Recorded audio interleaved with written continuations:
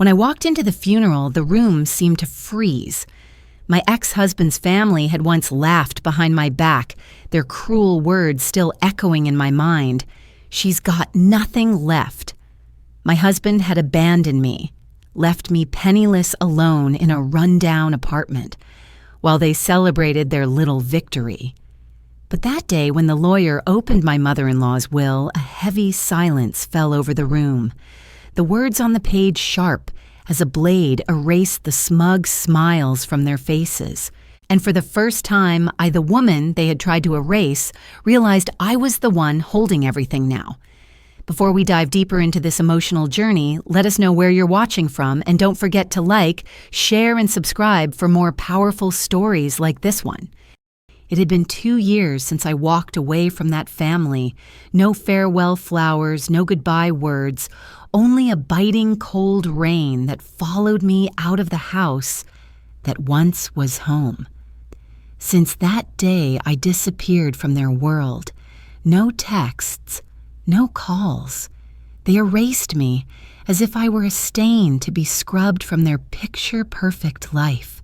I moved slowly into the chapel draped in white lilies where the woman I once called Mother lay in a polished walnut casket, Evelyn Rhodes Martin, the only mother-in-law I ever had, the woman who once held my hand the first time I nervously sat down for dinner with Daniel's family, the only one in that house who ever looked at me with quiet understanding, even if she rarely said the words aloud. Daniel sat in the front row beside the new woman he brought home just months after signing our divorce papers. She wore a Calvin Klein black dress, her expression of grief rehearsed to precision. His family whispered. I caught fragments she actually showed up shameless. I didn't react. I simply lowered my gaze and walked past the women who were once my sisters-in-law, past the aunts and uncles who once held my hand on my wedding day, and who later used those same hands to push me out of the kitchen where I had cooked hundreds of meals. I sat in the very last row apart, but not afraid. I hadn't come to demand anything. I had come for a debt, a quiet emotional debt, owed to the woman now lying still. Even though she was gone, I believed she would understand. I needed to be there to close the chapter that had never been spoken. The ceremony passed quickly, almost hurriedly. Just when everyone thought it was over, a man with salt and pepper hair and a gray suit rose from his seat. He introduced himself as Evelyn's legal representative and asked for permission to read aloud a portion of her will. The air tightened like a drawn string as he began. I, Evelyn Rhodes. Martin, leave the following assets in accordance with my notarized wishes. He paused briefly. First to Olivia Martin. No one said a word, but in that moment the entire room seemed to hold its breath. I didn't look up, but I knew every pair of eyes was fixed on me, not in celebration but in judgment, trying to understand why I, the one they had erased from the family, was the first name read in the will. I hadn't come to claim anything, but she had spoken for me after she was gone. Before everything turned cold and silent like that funeral morning, there was once a time I believed I was the happiest woman alive. I met Daniel when I was 26 on a rainy afternoon at the little cafe where I often stopped to read after work. He walked in wearing a dark, worn army jacket, mud-specked boots, and a gaze that made you feel seen, truly seen for the first time in your life. Daniel had just left the military and was studying to become an electrical engineer. He spoke slowly, seriously even, but his smile was as warm as a fireplace in winter. I, working as an accountant in a small city office, was the type who planned everything, counted every cent, and carried a quiet fear I couldn't quite name, partly because I grew up in a home where love came in fragments. My mother was a night shift nurse, a tough woman who worked herself to the bone just to keep food on our table. She didn't have time to sit me down and teach me how to choose a good man. She only told me, you have to know how to stand on your own before you ever lean on someone else. I held on to that lesson until I met Daniel. We fell in love in the simplest of ways, cooking instant noodles together, watching old movies on a curved TV, reading books side by side in silence. There were no lavish dates, no grand promises, just the quiet comfort of his hand in mine as we crossed the street, or the way he'd text to ask what I'd eaten after a long day. Daniel was the eldest son of a 3-generation military family. His household was strict disciplined and carried a kind of pride I, the daughter of a single mother, could never quite step into. The first time I met his family, I wore a navy blue midi dress I had prepared for all week. Daniel told me to just be myself. But the moment I stepped into their immaculate tile-floored home where everything was arranged with military precision, I realized that being myself didn't meet their standards.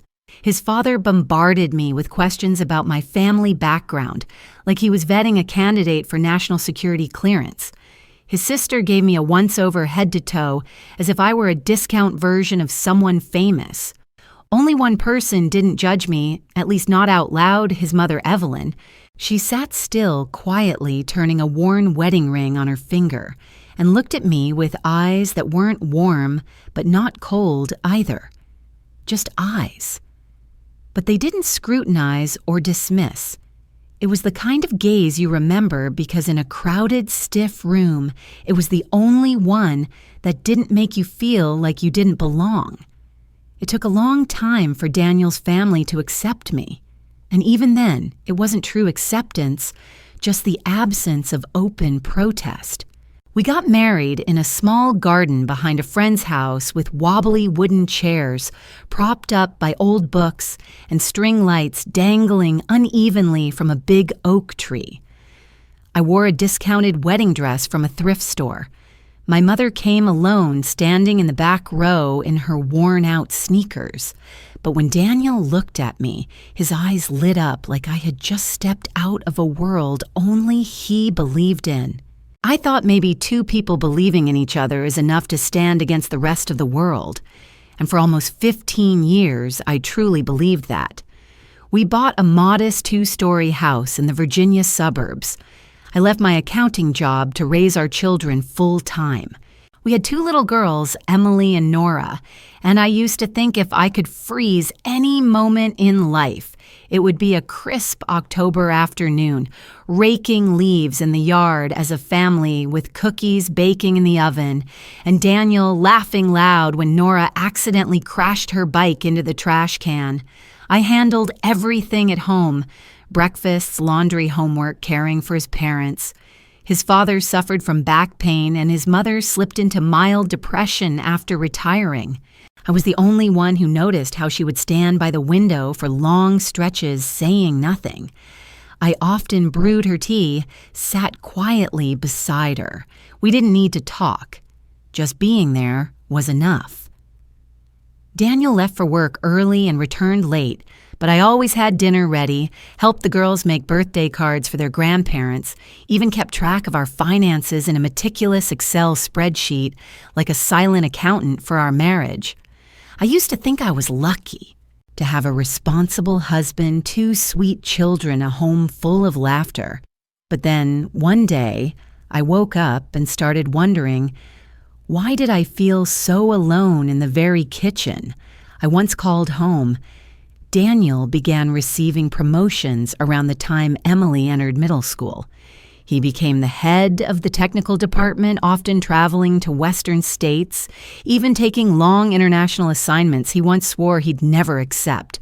"I don't want to be away from the family," he had said. At first, I was happy for him.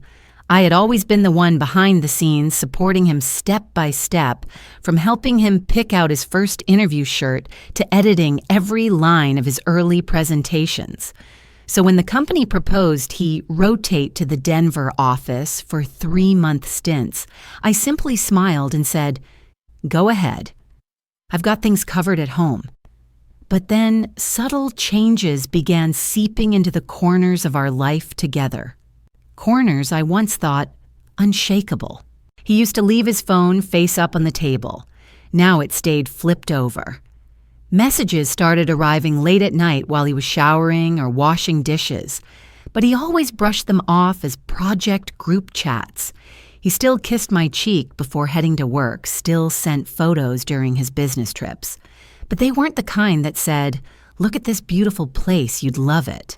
They were group shots with colleagues where my presence was conspicuously missing, as if I had never been part of his life at all. I began asking little questions. "I feel like you've been missing dinner a lot lately." Or, "Why don't you keep your phone on ring anymore?" But the answers were always brief, dismissive. "I'm busy. Don't make this a big deal." I wasn't a suspicious person, but there's a kind of knowing only a wife has. It doesn't arrive like thunder. It comes like a slow, steady drip in the night, quiet and persistent until the floor beneath you begins to mildew. I kept doing what I had always done, being a mother, a wife, the quiet anchor, holding the house together. I didn't complain, but the exhaustion began to show in the missed milk runs, in folding Emily's shirts into Nora's drawer. I was becoming absent in my own life, too preoccupied with someone who had stopped seeing me. The breaking point came during that spring's family gathering. Daniel's family reunions had always left me drained, but I went for him for the girls. I wore a pale olive green dress pinned on the brooch his mother once gave me and brought an apple pie I baked from scratch. I walked in with a smile greeting everyone, but Daniel's sister-in-law, the wife of his younger brother, let out a dry laugh and said loud enough for all to hear, "Still moochin' off the family, aren't you?" Not even ashamed. That wasn't a slip of the tongue. It was a needle that popped the delicate mask of politeness over the whole room. A few people chuckled. Others looked away. Daniel, just a few steps away, pouring wine, heard it clearly, but said nothing. I froze for a moment. Then, without a word, I nodded and headed straight to the kitchen. I remember standing at the sink washing apples only to realize I had crushed one in my hand without noticing. That night, driving home, I turned to Daniel and asked, "Did you hear what your sister-in-law said?" He kept his eyes on the road, didn't look at me. "Why do you care about little things like that?" Just one sentence. Neat, sharp, like a blade gliding over skin, not deep enough to bleed, but leaving a sting that lingered for days. I looked out the car window, watching the streetlights blur backward into the night. Inside me, something, perhaps trust, perhaps naivety, fractured into pieces too small to gather.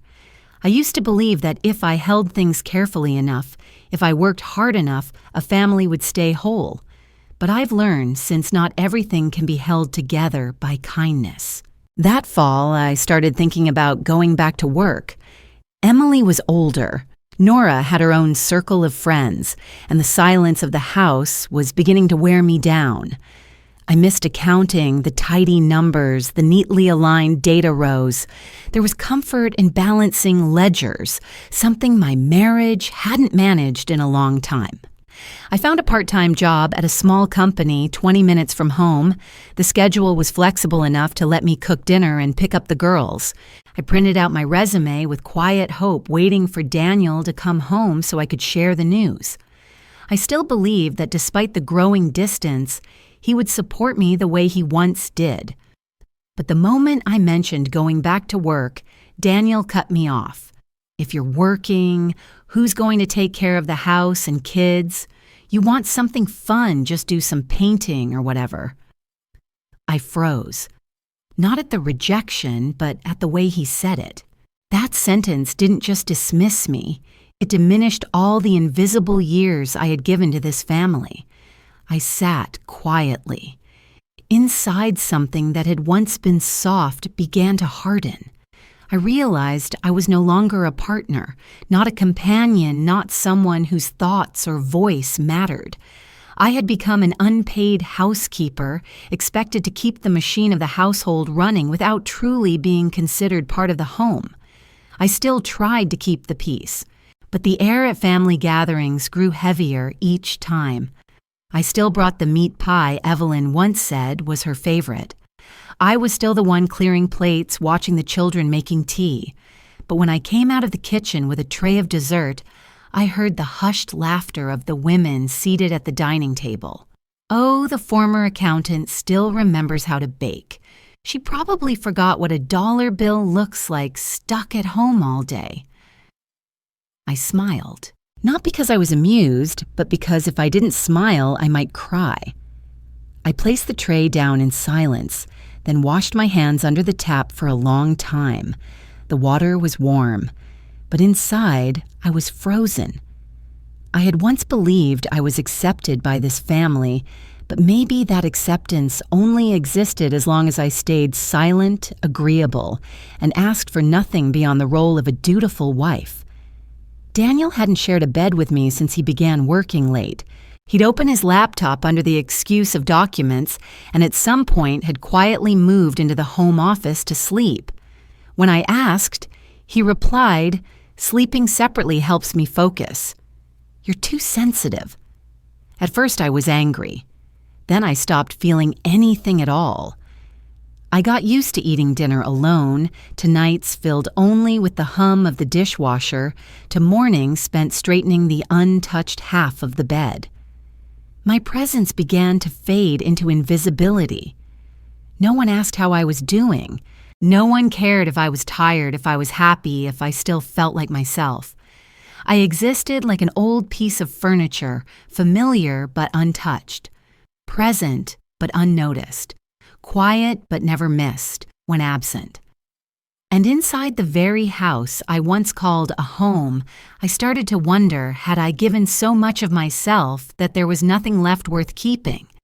That night started like any other. I had just finished setting the table Southern-style roast with potato salad, Daniel's favorite.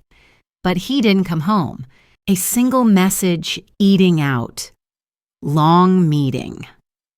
I cleared the table, packed his portion neatly, and placed it in the fridge.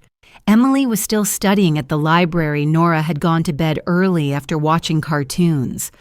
The house was terrifyingly quiet, as if even the walls were exhausted from pretending everything was still okay. Near midnight, I heard the door. He walked in without looking at me. Didn't say hello, just tossed his keys onto the table. I stood up, meaning to say something about dinner, about how Nora had asked where he was, or just a simple, "Are you okay?" But before I could open my mouth, he looked up, met my eyes, and said softly, "We should get a divorce." I didn't understand.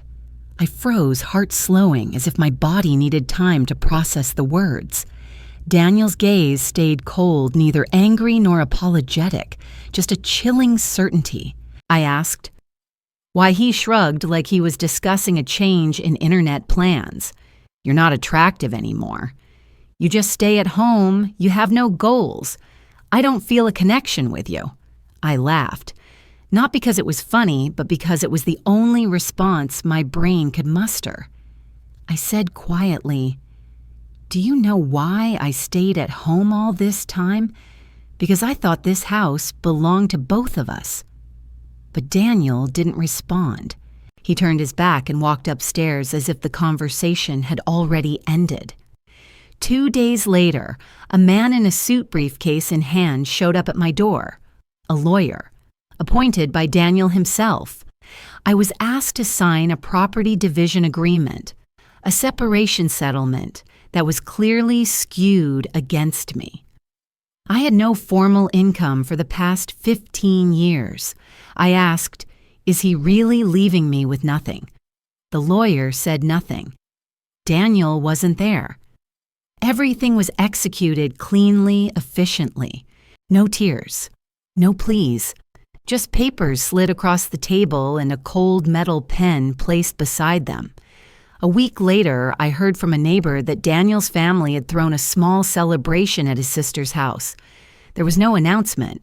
Of course I wasn't invited, but photos still found their way onto social media wine glasses, clinking cheerful laughter captions that read, Finally, Daniel is free. Free. From a wife who raised his children, cooked his meals, washed every shirt, and cared for his parents through illness, I had become the obstacle to be removed. I wasn't angry. I didn't have the energy left to be angry. I quietly packed a few clothes, a couple of notebooks, a framed photo of the girls, and a dried frangipani bouquet Evelyn once gave me.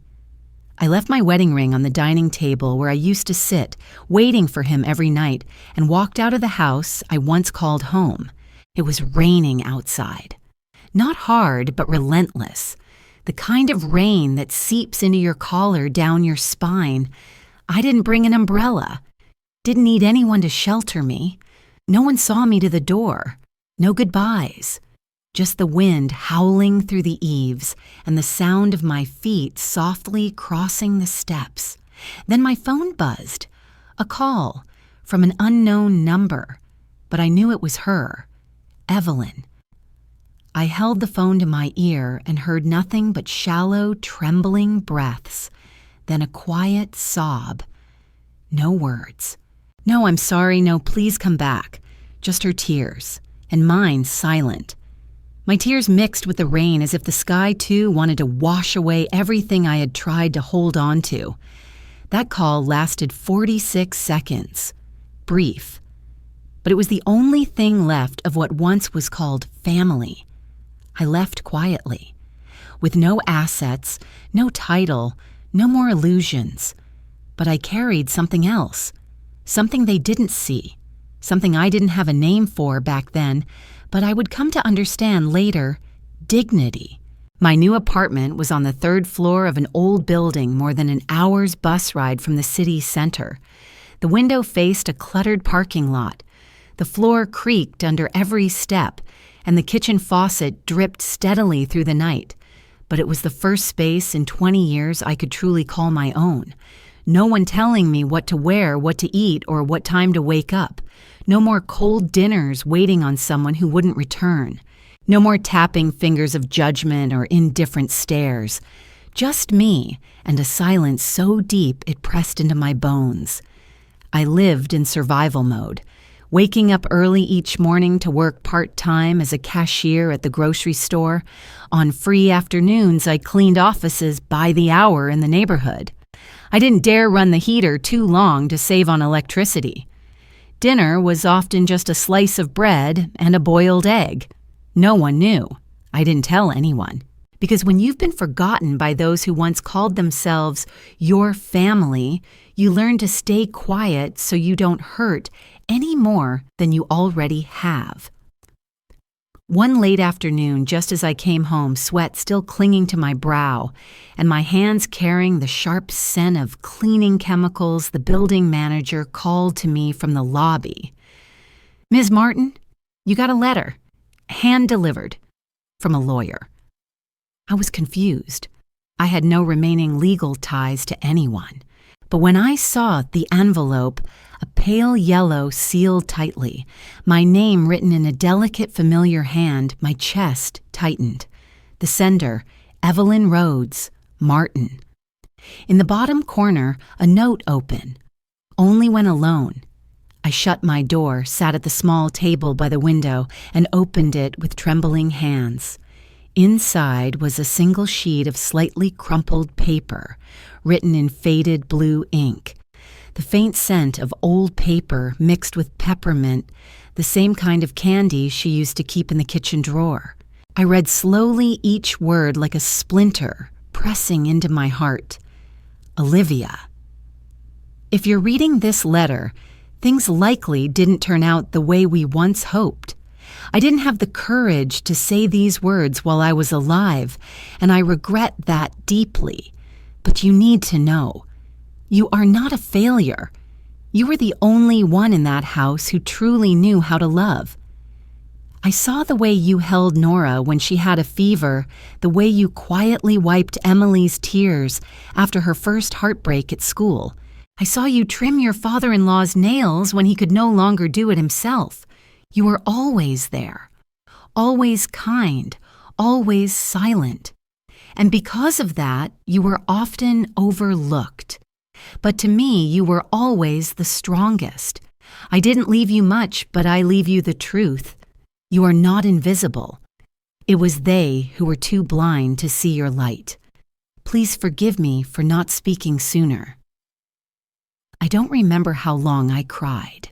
I just remember that when I finally looked up, the sky outside had turned a deep purple.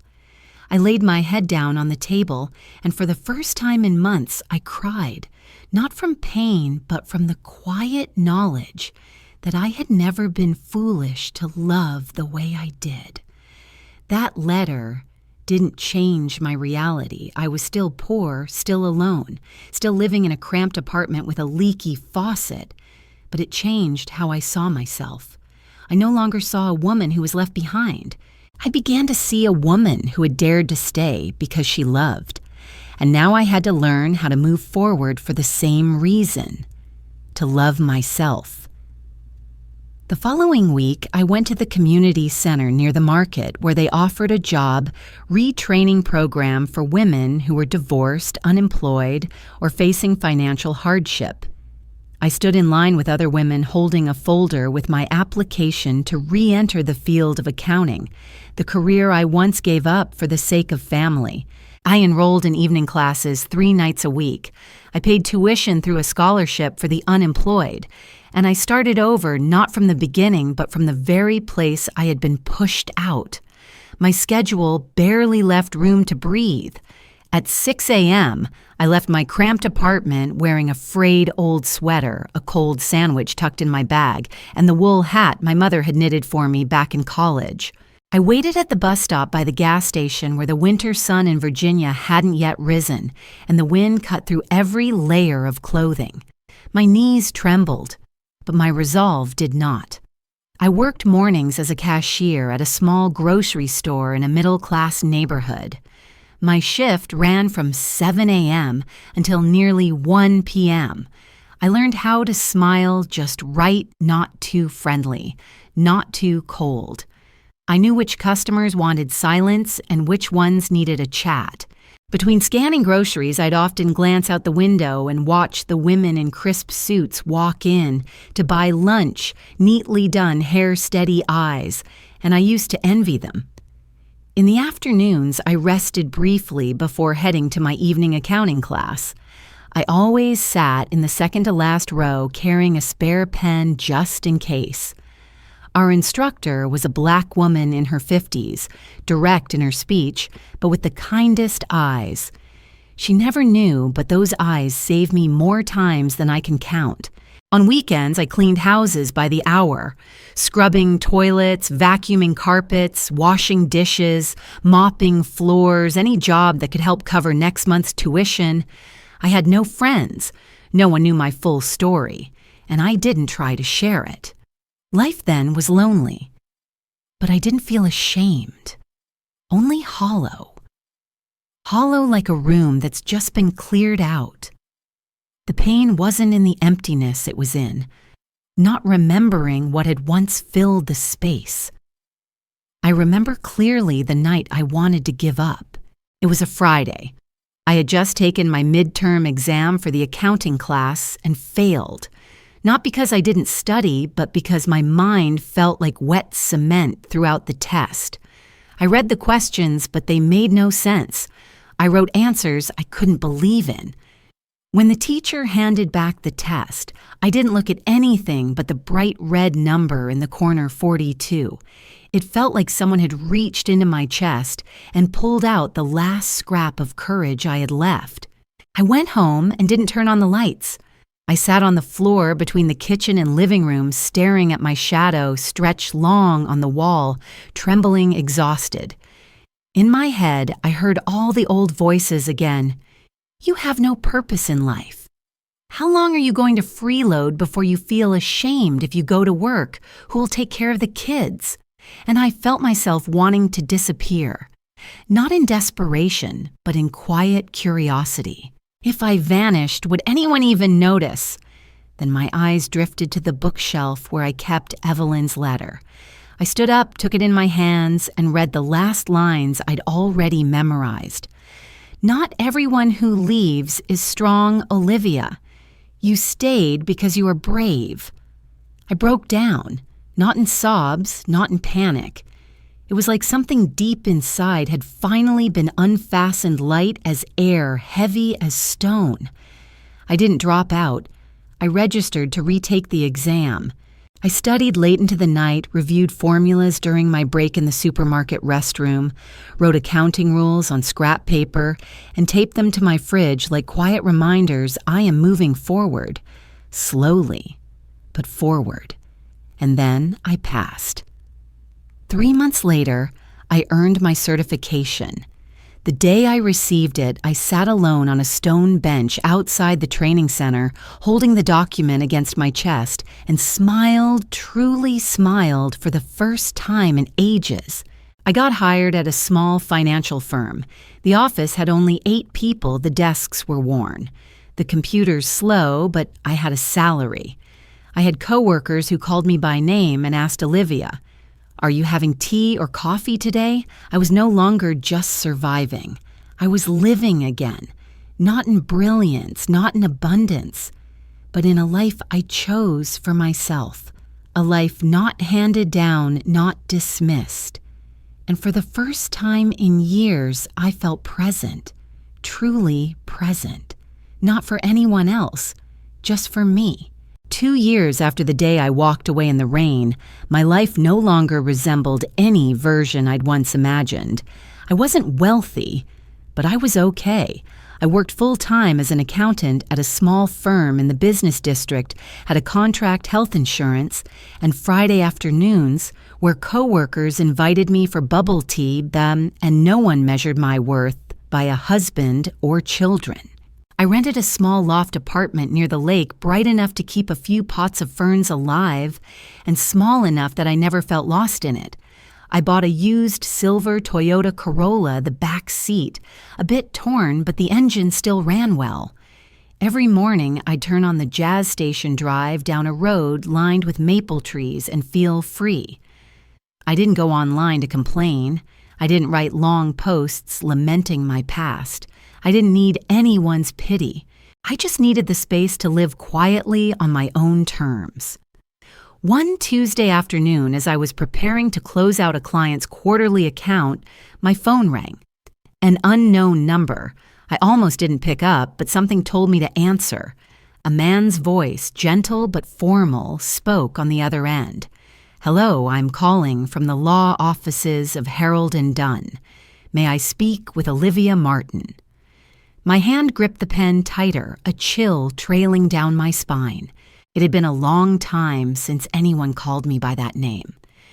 "We've been authorized to handle the estate of Mrs. Evelyn Rhodes Martin. She passed away 2 weeks ago. In her will, she specifically requested your presence at the final reading." I went silent. I wasn't sure what emotion surfaced in my chest. Sadness? No. Anger? Not quite. Just a quiet stillness I couldn't name. "Can you attend?" the lawyer asked again.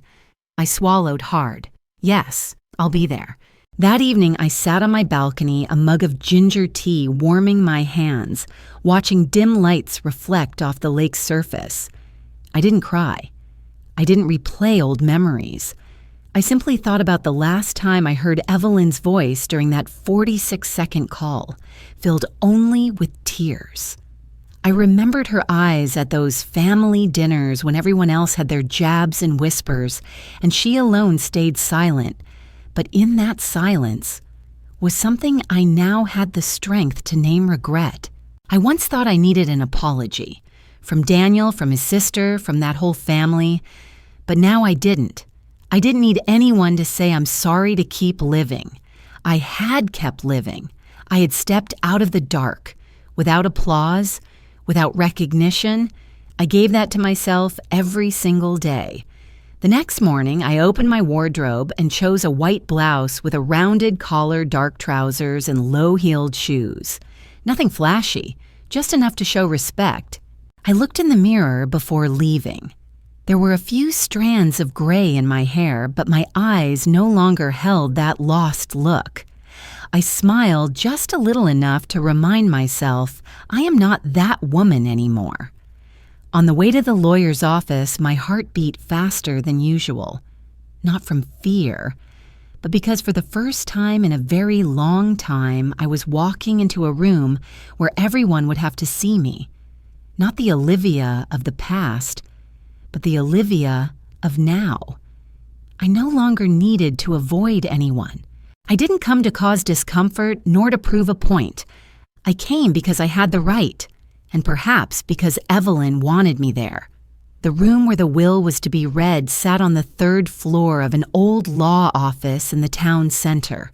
Dark wooden walls, thick drapes, and the faint scent of mahogany steeped in the kind of age that holds secrets no one dares speak aloud.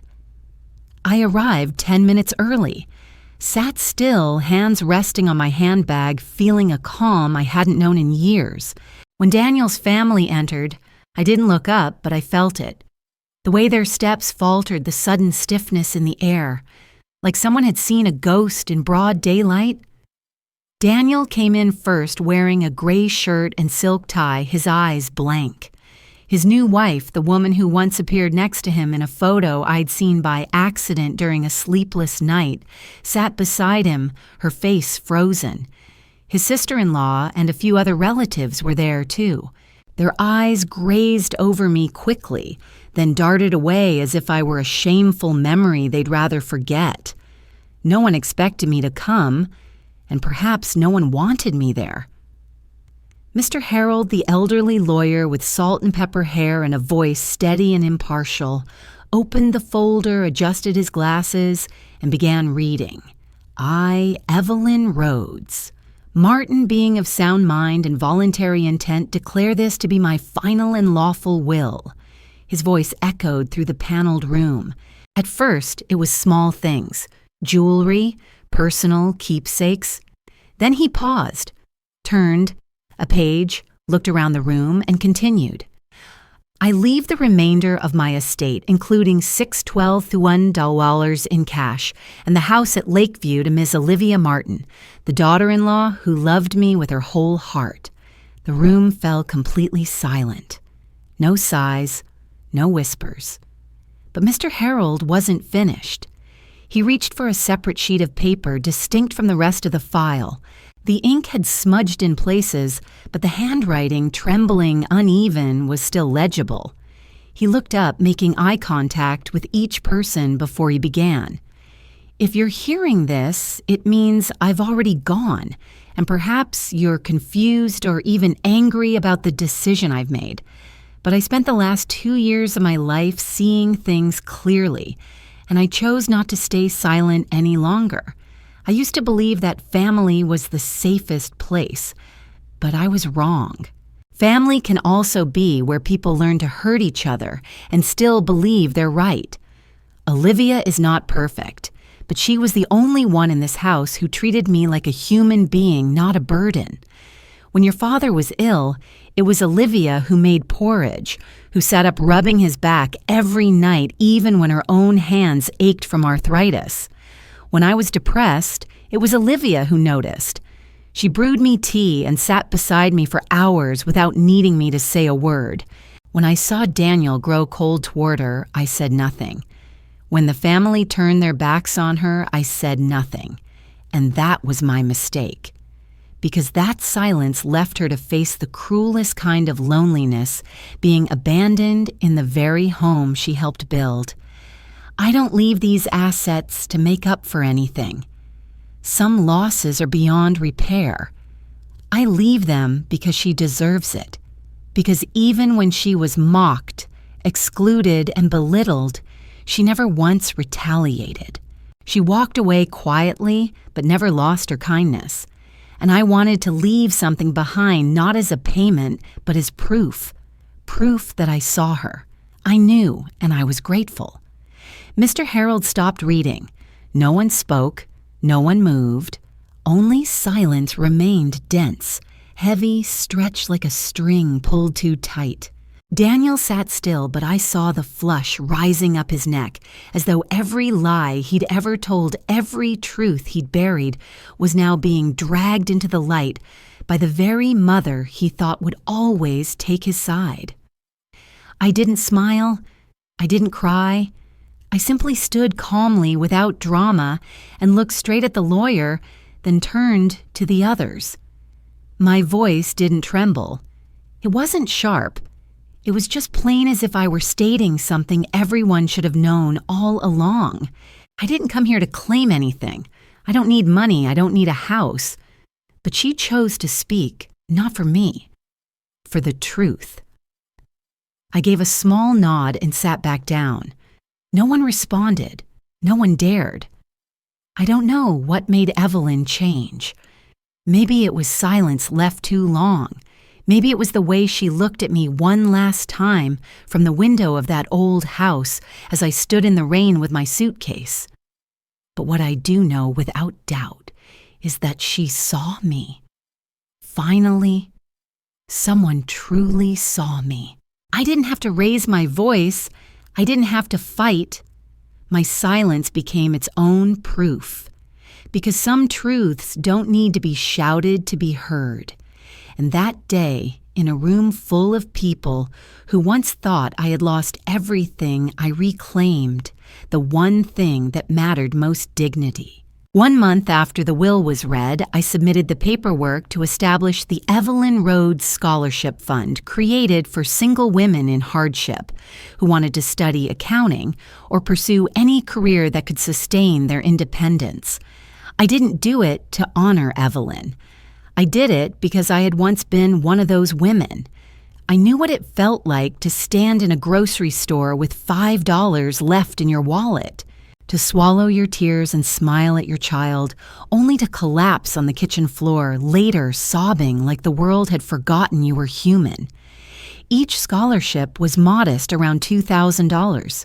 Not much, but enough to let someone begin again. And if I had done it, then they could too. Daniel called me once. His name lit up on my phone as I sat in a small corner cafe sketching a new plan for my weekend classes. I saw the screen. I didn't answer. I wasn't angry. I wasn't afraid. I just no longer saw the need to have a conversation with someone who had spent years turning me into a shadow in my own life. My days now were simple. Each morning, I woke early, brewed a cup of chamomile tea, laced up my sneakers, and walked around the lake near my home. No headphones, no phone, just me, the birds, the scent of freshly cut grass, and the chill of morning wind. I ate plain breakfasts, wore hand-knit sweaters, placed a few sprigs of dried lavender into a jar on the dining table. Some days were busy. Some were slow, but every day belonged to me. On weekends, I taught free accounting classes at the public library. My students were single mothers, newly divorced women, a young waitress starting over, even a grandmother in her 60s wanting to learn again after losing her husband. We sat in a circle, laughing, jotting down notes, working through exercises. No one judged. No one asked about the past. The only question was, can you show me that depreciation formula again? And in that, I found purpose, not to hold anyone back, but to help someone move forward. My daughter, Emily, had grown up. She now lived in another state, working in marketing for a cosmetics company. We hadn't talked much since the divorce, but a few months after the will, I received a message. "Hi, Mom. How are you? I know it's been a long time." That was it. I didn't reply right away. I read the message, then set the phone down and made myself a cup of peppermint tea.